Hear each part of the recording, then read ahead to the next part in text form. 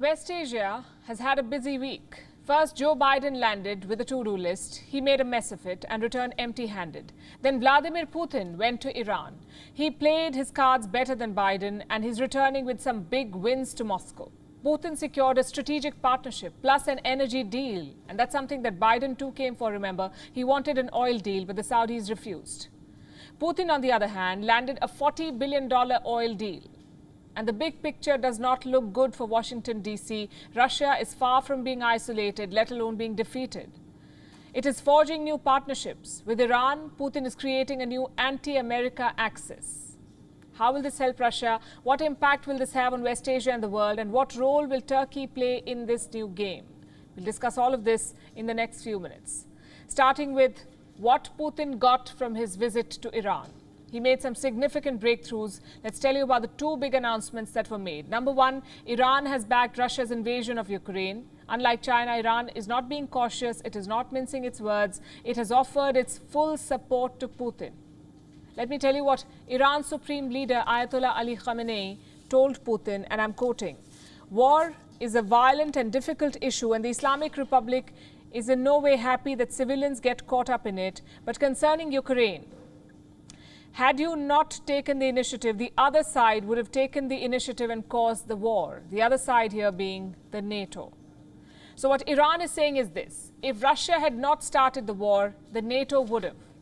And this is not surprising. Both Iran and Russia consider the West as their enemy. Both face tough Western sanctions. And in geopolitics, common enemies make great friends.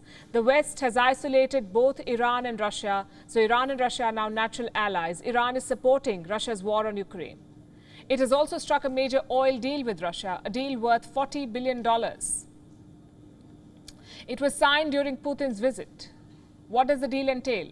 Russia will help Iran set up more oil fields and gas projects. And this is significant given their history.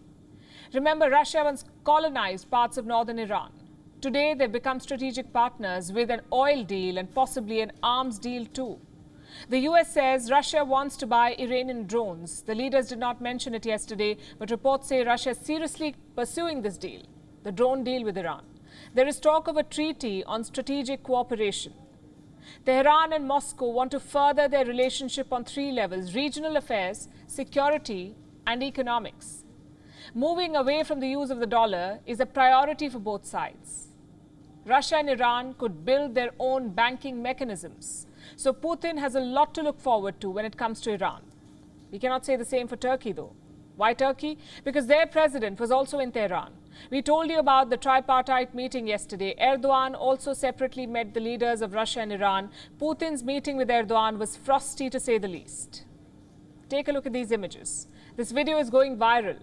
Erdogan made Vladimir Putin wait, and that's making quite a statement because it is Putin who has a reputation of making world leaders wait.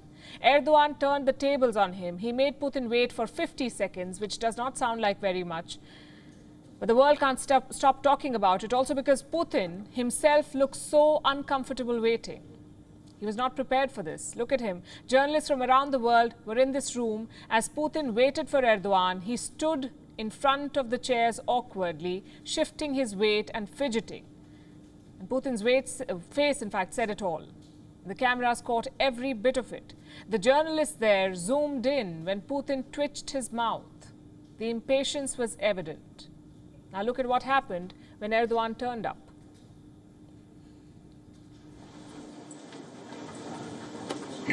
Hello.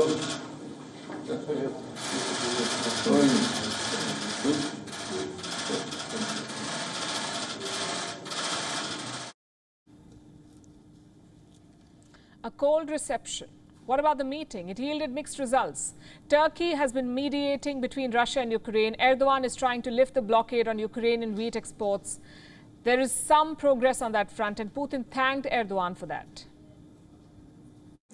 I would like to thank you for your mediation efforts, for providing a platform for negotiations on food issues, on issues of grain transportation over the Black Sea. We have moved forward thanks to your mediation. Not all the issues are resolved, but there is a movement forward, and that is good. So there seems to be some broad agreement about Ukraine, But when Syria came up for discussion, tensions were once again on display. Russia supports the Syrian regime of Bashar al-Assad. Turkey is preparing to launch an attack.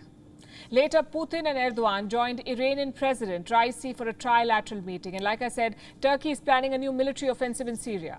Erdogan wants an incursion into northern Syria. He wants to drive away Kurdish fighters from there. Russia and Iran do not like that plan. They warned Erdogan against it. We emphasize that Syria's fate should be decided by its own people, through internal dialogue and without foreign intervention.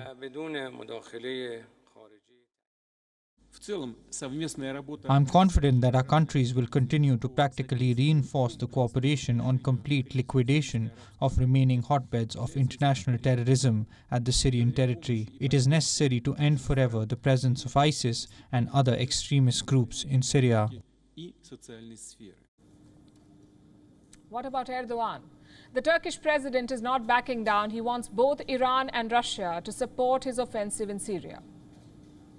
We see that the YPG terrorist organization is taking steps to consolidate the division in Syria with the foreign support it is receiving. It is impossible to expect Turkey to remain inactive, irresponsible, as this terrorist organization continues its separatist agenda. I hear from you, my dear friends, that you understand Turkey's legitimate security concerns. I am thankful for this, but words alone are not a cure for wounds.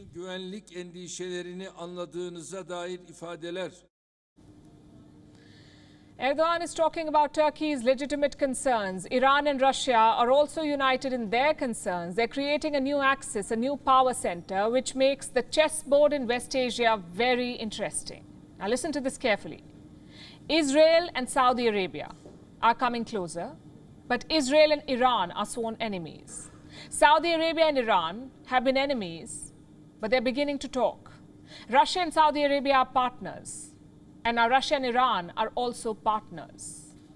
It's like those logical reasoning questions you get in exams, and this is West Asia for you. Now, Iran is backing Russia and Ukraine. Saudi Arabia, too, is backing Russia.